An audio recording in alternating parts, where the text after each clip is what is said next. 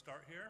My name is Sam Grove, and I'm a software engineer with ARM and the tech lead for mbed OS.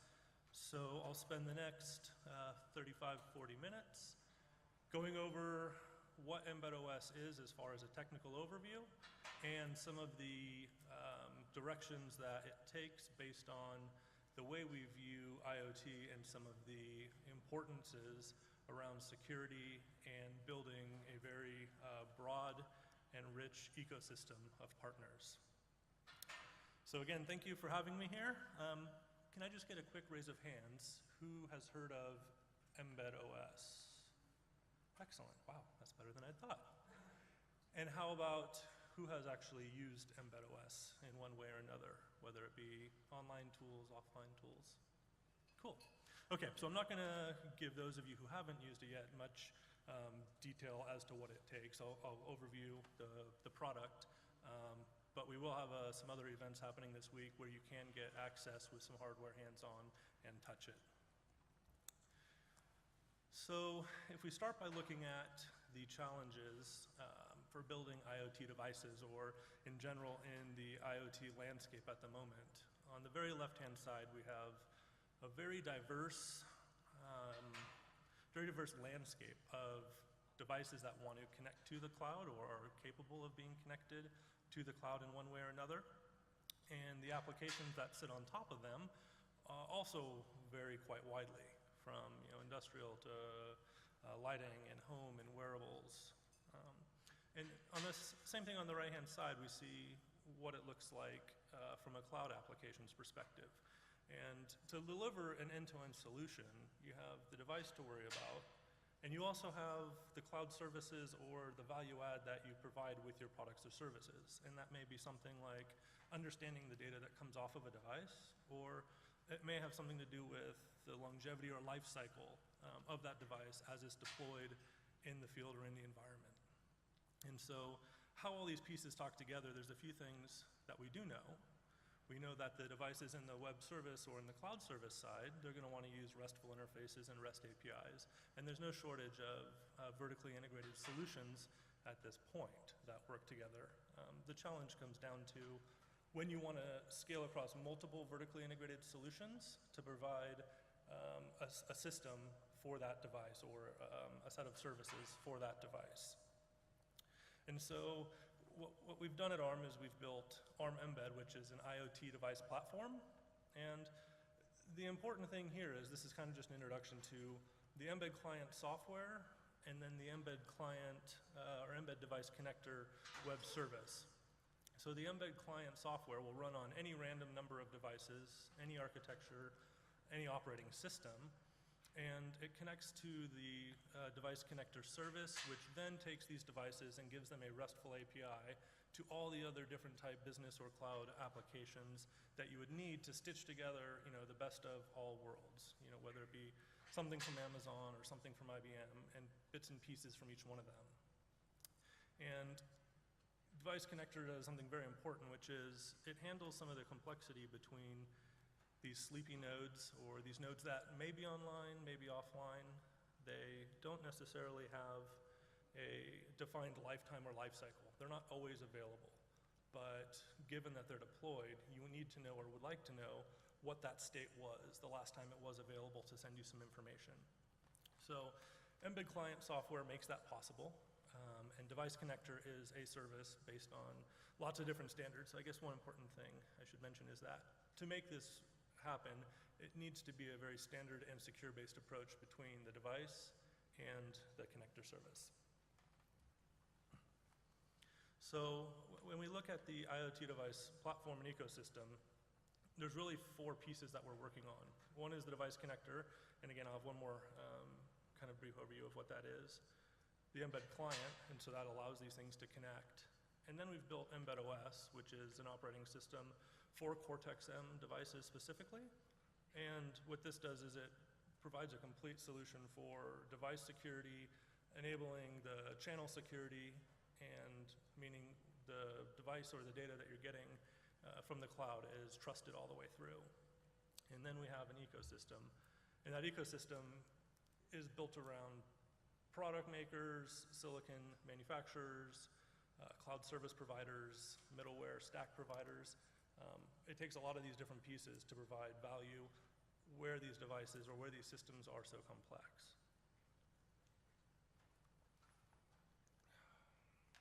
So just very quickly looking at the security as it relates to the devices and the cloud services. At the very, very bottom of this problem, you have the hardware device. And the hardware device is going to need to provide a few resources to you in order to build out a secure device. That'll be cryptography, some identity, a way to have keys or storage. And those things will be protected in one way or another by protected or secured file systems or trusted execution environments. We have another product called the mbed OS microvisor as well, which enables that. But the point is the connectivity client, which is on top of that, then creates a trusted and secure communication channel with cloud services. And that's over protocols that are lightweight. They have low data rates in some cases. And that way, from the cloud or from the perspective of the cloud and web applications, you can provide lifecycle security, device management, deployment management, and data management of those devices as well. So that's how this whole system fits together. They're all developed irrespective of each other, so you can use bits and pieces, and they're all based on standards with the security being the most important aspect of them. So that's enough about the big picture of IoT and the pieces that we're building. I can go spend a bit more time now. We'll dig into mbed OS and some of the tools that we're using to build and deploy this.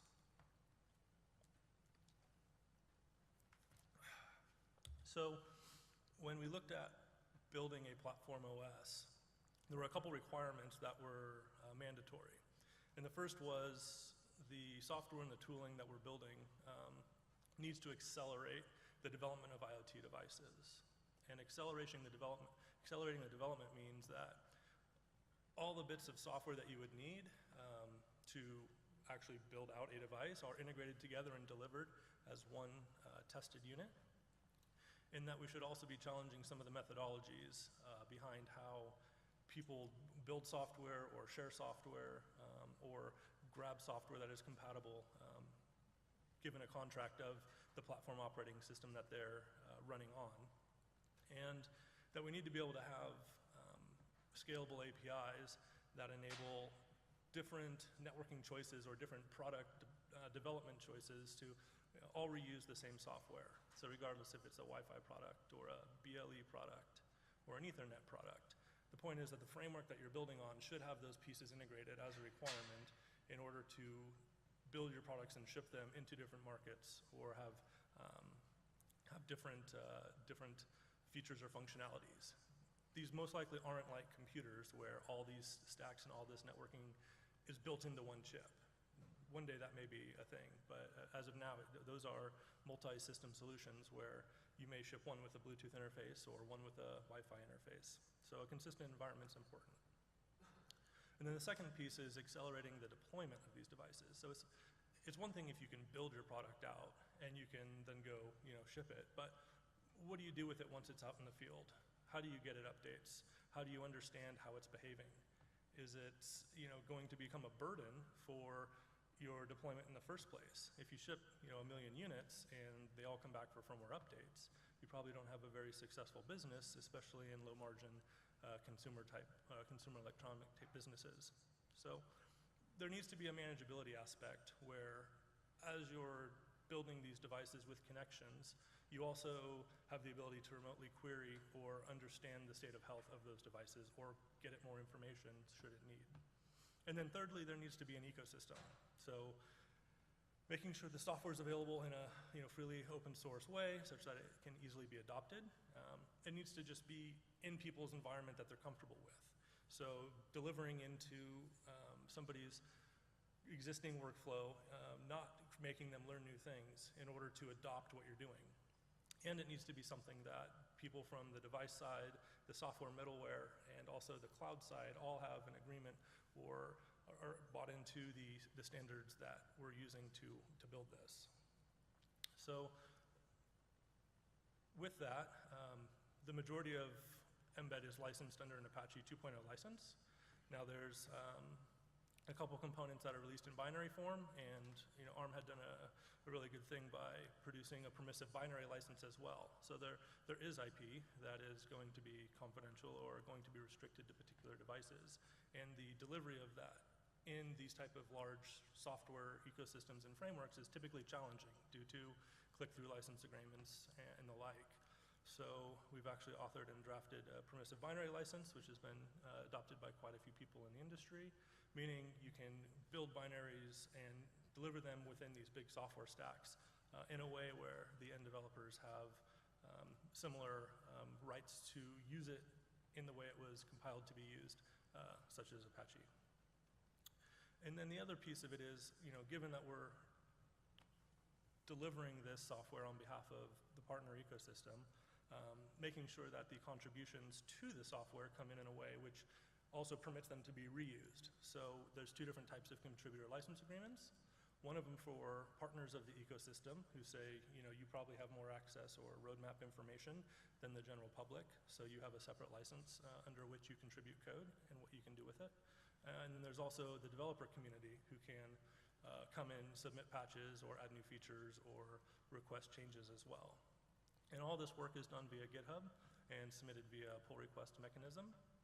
And then generally having strong API guidelines and coding styles to maintain the fit and feel of the code base, understanding where the separation of responsibility lies between the main OS that's developed, the devices that are implementing different drivers to perform functionalities, or even third-party components that we pull in.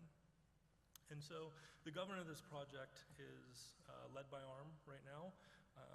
We're the lead maintainer, and the silicon partners who add support for their devices are the maintainers of their devices and the how code or the target-specific drivers that are delivered.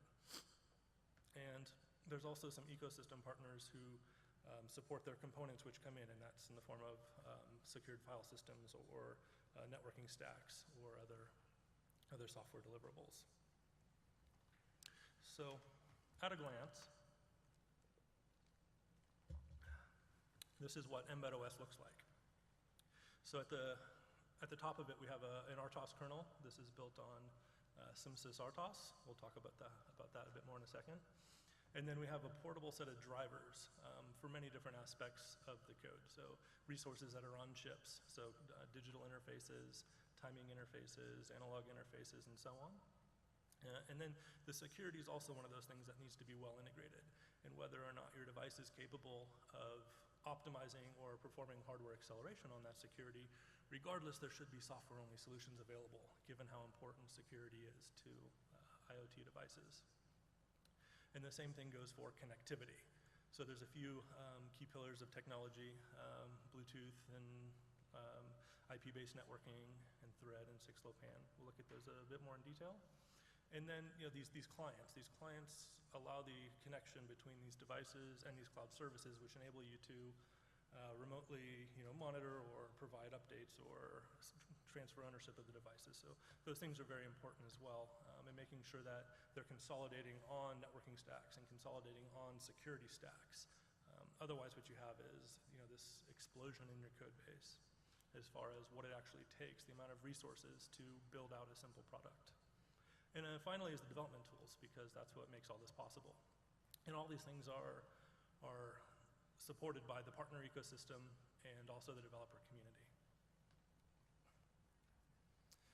So looking at the main pieces from a technical perspective, we have mbed OS as a core, and that's what we'll talk about, the RTOS and the main portability. And then we have connectivity stacks, and that comes in many different forms. Some are IP-based and some are not. Security, which is very important, it's delivered in two different ways. One is device-side security, and the other is the channel security. And finally, tools. So we'll take a look at all those different pieces.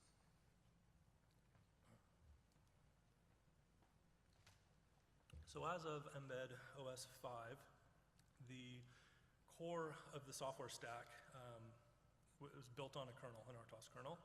and it's built on SIMSYS RTOS. Those of you familiar or not with SIMSYS, that's the Cortex microcontroller software interface standard. And there's an RTOS called RTX, very well and tightly integrated with that, and that's what's currently delivered and used on the back end of it. It's a very well established and widely used RTOS kernel.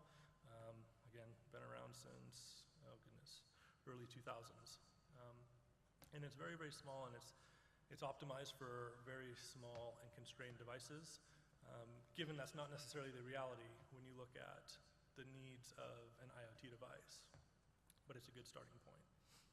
And the other piece to talk about is the peripheral drivers and APIs. They remain consistent across the different devices. So as you change out the different networking capabilities or types in a device, rewriting your drivers for the sensors, for the middleware stacks, for sensor fusion or audio processing, anything like that, that shouldn't have to change. So that all remains the same, and then you provide a consistent fit and feel for the connectivity from one transport to the next. And so the framework's written in C and C++, C++ specifically focused for the runtime environment of applications. And it handles all the startup and environment initialization, bootstrapping the chips, memory maps, and cross toolchain support, and getting you into your main statement. And your main statement is the first thread that the system is executing. And the important thing, too, about delivering software like this is the abstract APIs that are produced don't always make a very logical connection between the resource that's on the chip and the software representation of it in software. So multiplex SPI interfaces, or you start to run into challenges with thread safety and resource ownership. So one of the big things with introducing an RTOS, and that was very important, is thread safety in the peripheral drivers. And that's a contract that's made between the C++ interfaces that the application developers write against. And of course, the other thing is, other than normal RTOS primitives, is an eventing mechanism. And yeah, what that means is, again, the application component libraries can remain unchanged and be rebuilt just by changing the target's definition, which are the details about the chip, whether it's the CPU type or the amount of memory and how it's segmented or put together on the device. So recompilation yields you a system that is compatible with the last. So one of the more important connectivity options there is BLE. And so BLE right now, known as Bluetooth 4, it's got huge potential to go beyond where it currently is used as IPSP and 4.2 and 5.0 surface. It's only scratching the surface. You look at the number of smartphones people have that are BLE capable, that's nearly everyone that exists today. And you look at all these devices, and you instantly have the attachment or relationship between a device and something a person carries with an internet connection on the back end, regardless of whether or not BLE allows you to do that via a protocol or a specification. So BLE is hugely important. It's going to continue to grow and blow up. And there's very well-established Bluetooth APIs, many different devices within mbed that support this. And there's plenty of examples that are built up, whether it be the Eddystones or different GAT and GAP servers and clients. And the support for this is ever expanding. It just now feels like it's starting to make that curve in the inflection where it's going from a few to the many, where everything is adding BLE. And again, whether it's for the main interface that you have with the device or whether it's for these sidebands that'll be used in order to configure other networking capabilities that a device may have. And with that, there's going to be a demo on Friday. So ARM has a test chip called Beetle. And Friday at 12:10, I hope I have that time right, we'll have a demo for this. So you can actually see this in action and ask questions about the Cordio IP that ARM has, which is the radio, and some other systems put together. So another key piece of connectivity other than BLE is Wi-Fi. And Wi-Fi again comes in many different shapes and sizes right now for these microcontrollers. It's not always the case that you'll find Mac level integrations. In many cases, you see Wi-Fi used as network coprocessors attached to larger application processors or other Cortex-M devices. And what we've been working on is updating Wi-Fi APIs to support multiple different network interfaces simultaneously. So whether that been an Ethernet and a Wi-Fi backend, so it could choose what environment it can attach to, or whether you attach just via basic socket and network interfaces. Again, the programmer's model is very similar, and moving from one to the other is transparent. It's just a matter of how you describe the drivers needed to boot and to use that. And so supporting the Mac and network processor integration means that there's a wealth of devices that exist today with a certain set of capabilities given the memory constraints or the memory they have available and the security required to build out these applications. And so those can be put into network processor type modes, or you can run your whole application. It doesn't much matter. The operating system and the drivers, the contract between what the developers use and what the partners or contributors use is very clearly defined. So you have many different places to plug in and deliver different solutions.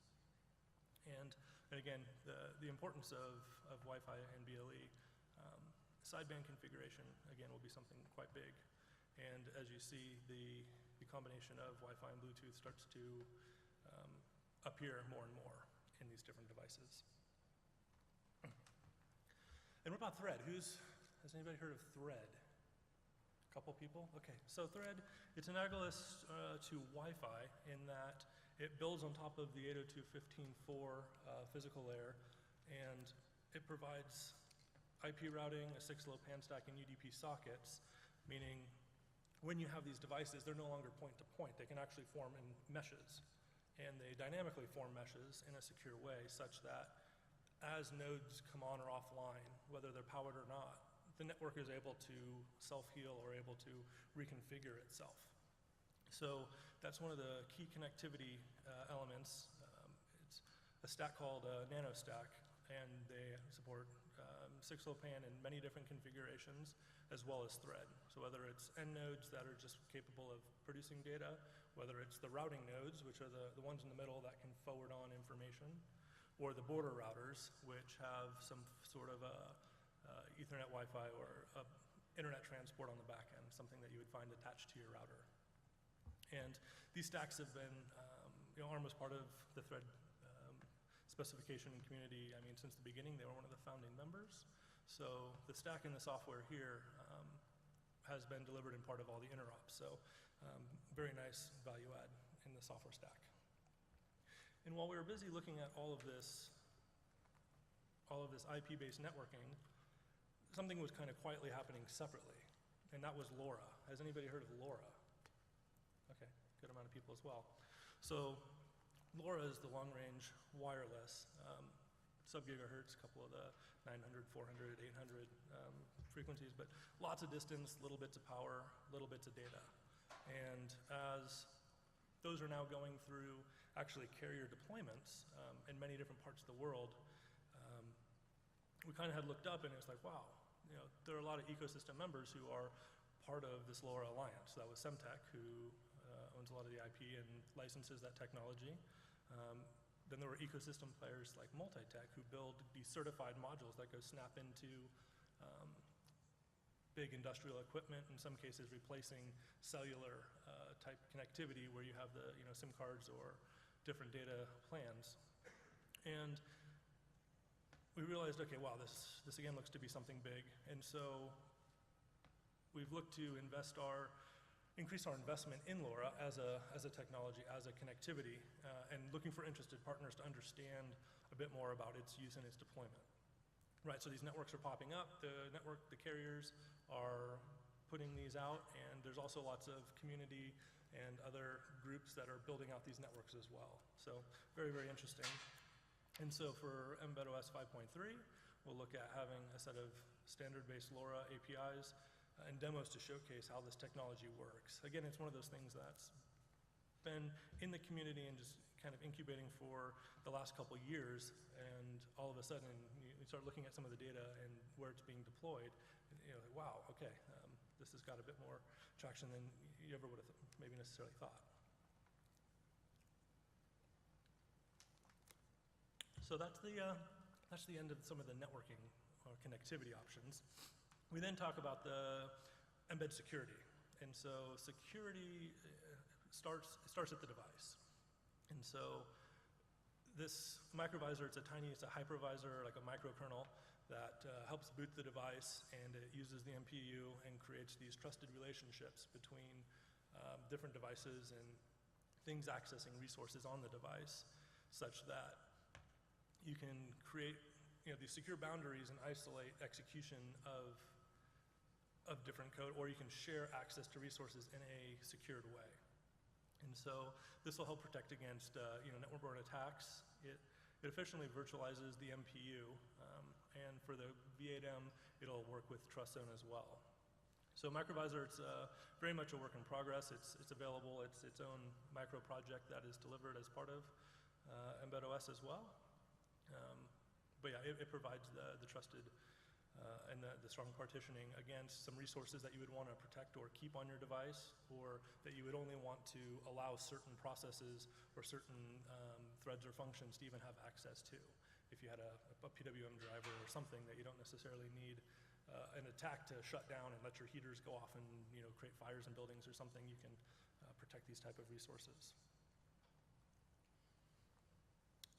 And there's going to be another discussion about that as well. So Paul Backer, he's the Director of Security Products for mbed OS. He'll be here on Wednesday talking about that in a little mini session, LAS16-112, so have a look for that.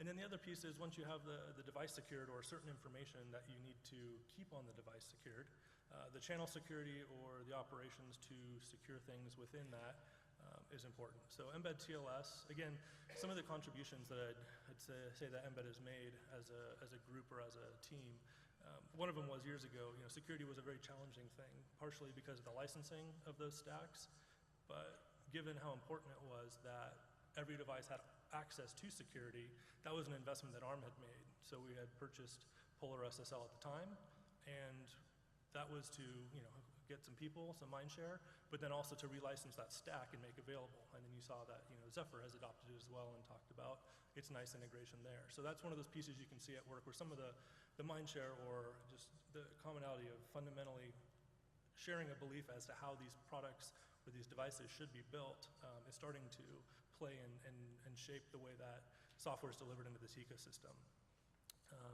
And given that, it's part of this mbed project as well. It's very tightly integrated into mbed OS, and we actively develop against the upcoming security requirements for these different protocols. So DTLS is one important one, so CoAP, which works over a UDP socket, uses DTLS in order to provide that channel security with the server, or the thread specification required some onboarding, and there's a new security standard called ECJPAC. Well, we had a team in-house that was able to develop that stuff side by side with the specifications, making sure this security stack was optimized for these protocols that are going to be very important to the devices that people are building with these software stacks.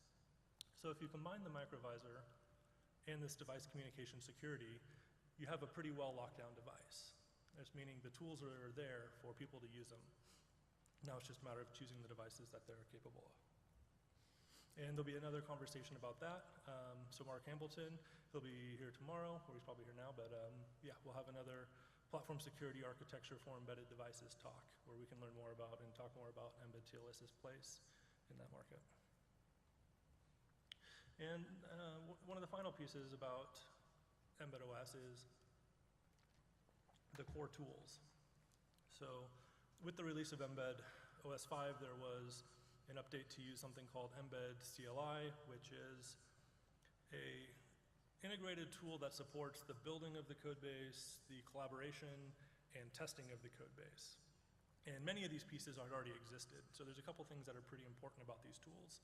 If we believe that the operating system to be successful as a platform OS, it needs to be accessible and it needs to be low friction to get started with or using. It needs to be cross-platform, and it needs to work in many different environments. And it needs to build itself and it needs to stay out of the way of how you actually use the software when you go off and integrate it into your own environment or working solution or system. So it supports compilation, whether that be just building tests, building examples, building libraries, the collaboration aspect. So it's unaware whether you're storing your code in a Mercurial or a Git or an SVN repo. It just has a way of identifying what that remote repository type is, and then pulling down and understanding the indexes and the histories to get you the software in from different points of development. And then it's also important that it integrates with a test workflow, because with all these different pieces, the software story becomes much, much more complex, and testing is much more important, arguably, than it ever was before. So selecting these different targets and selecting different tool chains. So one of the things that goes with ease of access and working in the environment of which somebody's currently used to, or limiting that learning curve, is supporting the different industry-supported compilers. And so there's 3 of them, soon to be 4. We'll look at those next. But the version control shouldn't be something you have to teach, and the compilers shouldn't necessarily be something you have to teach. If people have their environments and have their engineering mandates, they should be able to take your software, take your systems, and integrate it into what they're comfortable or required to work with. So it also became important to support third-party tools, and a few of the RTOS or microcontrollers, the most popular ones are IR and MDK by ARM, MDK, which is Kyle. And so they use different compilers. There's LLVM, there's GCC, ARM compiler. So each one of these brings its own set of challenges, and a requirement of the platform OS is that it doesn't treat any one of these any better than the others. You need to be able to deliver your software as a solution into these environments, and it needs to execute as you anticipated it as an author. So the software is built, and it is tested across all these different compilers on a continual basis. And then the test tools, right? The testing becomes very, very important. So the execution of unit tests or functional tests, again, operating across many different operating systems. So Python is the language that we use to write all of our tooling and write all of our testing suites, harnesses, and executors. And what that means is you have a very easy interface to take what you do locally with your machine and scale it into a continuous integration type environment, or to extend it beyond the way you receive the code and go write your tests for your product or for your IoT device. And again, talking about contributions that has been made from ARM and from the mbed team. So SimSys DAP, does anybody know what SimSys DAP is? Okay, got a few people. So SimSys DAP, it's a protocol. It's how you actually shuffle bits from the host PC to the device, how you actually debug something. And CoreSight, it's the debug access port on this, attached to the CPUs. It's a standard. It's part of all these different devices. There's a few different flavors. But you look back 5, 6, 8 years ago, you had a handful of probes, which was the hardware that attached to the device, and each one of those would be compatible with 1, maybe 2 different integrated development environments, of which they didn't even work across all the different operating systems. And back then it wasn't as much of a problem. You had very much just contained into what you did. But now, as working across different compilers, working across different operating systems as a development paradigm, it becomes very important that you can also take your tools with you. And so SimSys DAP was a standard that ARM authored and wrote a reference implementation for, which said, it's just USB with a bunch of data going back and forth. You can put these, 12 component circuits onto a development board, or put it inside of your debug probe, and every OS and every IDE should be able to connect and talk to that device, whether it be to load a new binary image or to single-step debug, look at your execution of that device. So that was something a couple years ago, I think a bit ahead of its time, but it was released and people weren't quite sure to do with it. But you look now and you get these boards, you plug them in, and they have majority of them have a mass storage interface, and you can just drag and drop a binary chip. Well, that's because this reference firmware is made available that anybody can pick up and adopt and run on their chips or put on their boards. And it makes the integration between development, through to test and automation much, much simpler because you don't have all these different bits and pieces you need to get together to put a testing environment up. So, yeah, very, very interesting, another contribution that we've made in this space. And yeah, and again, that all leads to continuous integration and support. How do you actually run a project and take contributions from a large number of parties and people and guarantee any sort of stability or quality in the software? And that's where using standard system test or reporting formats such that you can execute tests of any sort. The important thing is that you can see the results in a way that fits in with the rest of your products and systems, whether you're testing your device by itself or your device as part of a bigger system. Very important. And again, Python is the language of choice here just due to its multiple OS support. So the final thing I'll talk about here, closing out, is the mbed ecosystem. Again, so that was the last piece to the recipe for making a successful platform OS. There needs to be an ecosystem, and the ecosystem needs to be very diverse. Having just a lot of MCU support, will get you so far, but there's a lot of middleware and value add that comes along from that. People who deliver software, and the same thing from the cloud side. How you actually manage these devices or get the data into this other location. So all three of those are quite key. And so I was putting this together. I was quite shocked. You look at all the different types of people, right, from distribution to chipsets themselves to people who do cloud and web, even consulting services and product companies. So it's important that all these people have a stake in what you're doing, because IoT devices, or the Internet of Things, is not just one aspect. It's not just the device, and it's not just the cloud. It's all those pieces put together, and understanding the technologies that each one of these different verticals or each one of these different segments is going after or is important to them is critical. So the mbed OS partner ecosystem, currently, it's running on devices Cortex-M0 all the way up to Cortex-M7. There's actually a couple Cortex-A devices that run bare metal RTOS as well. And when we released OS 5.1 in August, there were 40 plus, I think 42 platforms made available at that point in time. And they come from a handful of different MCU partners. There's just about a dozen of them listed there. But each one of these has made a commitment to providing software and testing it in a way that it plugs into this value add stack and is delivered on a schedule according to the governance and the partnerships that are or the schedules that we set. So there's lots of these coming, and another pitch. So Wednesday night there's going to be board games, and I hear pizza and beer. So anybody interested, we do have a handful of boards. Come find me afterwards. I unfortunately won't be here to run that, but we could potentially do it a bit ahead of time if there's some free time. Otherwise, Paul Backer as well. He'll be here to help people run through like a hands-on tutorial, or give help them get experience and out of the box with mbed OS for the first time, or even dive deeper if they have specific questions. And finally, after the developer community, after the partner ecosystem, there's the developer community, and it's important to deliver the software to them, but it's also important to encourage the feedback and encourage the patches and the chain sets.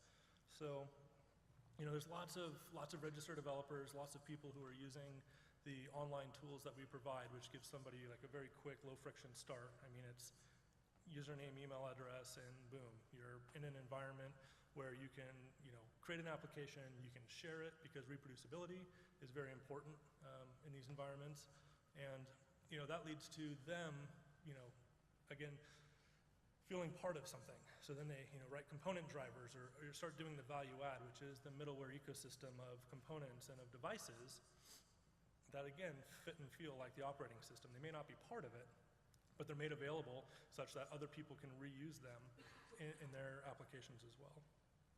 So, with that, we do have partnership events. And so this year there's the mbed Connect, which happens just before ARM's TechCon event in October, and that's open to developers and to partners. So lots of people get together, hands-on training, partner insights, so you hear from people who are on the other side either contributing to this operating system or people who are building different products or services based on this ecosystem. So as I close out here, just a quick summary. So mbed OS it's a fully functional OS for Cortex-M devices, and it's good to use today. It's free and it's open to use, and there's a very broad platform support, so different devices that run it, and it's just growing at a very, very rapid rate. And the IoT Device Platform is where the mbed client allows you to run on mbed OS, run on Linux-based devices, run on Zephyr devices, run anywhere. But connect to the device connector, which then creates that contract between the different web or cloud services via a RESTful interface that they're used to speaking to, and the device, which again may or not be there, that has sleepy characteristics or online-offline behaviors. And then again, the mbed ecosystem, right? So the broad ecosystem of all these people together in it for a particular purpose, which is building a secure and a scalable IoT. With that, I wanted to say thank you, and I guess it's just me between you and coffee. So I'll end it there.